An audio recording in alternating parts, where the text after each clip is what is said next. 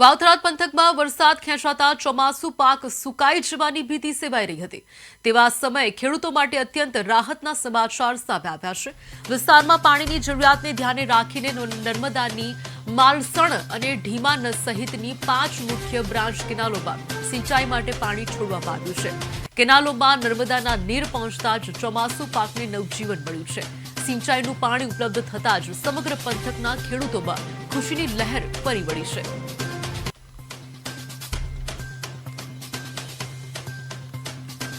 સરકારનો આભાર માનીએ છીએ। આપણા વિધાનસભાના અધ્યક્ષ શંકરભાઈ સાહેબનો આભાર માનીએ। પોણી થોડા બાબતે ખેડૂતોને પૂરો ફાયદો થશે।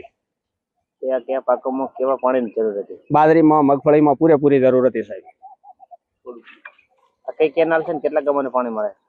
આ ઢીમા શાખા બ્રાન્ચ છે અને ઠેઠ રાસણા સુધી પાણી જાય છે, બધાને પાણી મળે। અને મગફળીને ખેડૂતોને મગફળીમાં ઘણું નુકસાન થતું હતું, ઘણું બાજરીમાં નુકસાન થતું હતું, પણ આ પાણી આવ્યું ત્યાંથી ખેડૂતોને લાભ ખૂબ થયો મળે છે અને ખૂબ ધન્યવાદ આપીએ સાહેબને કે પાણી છોડાયું।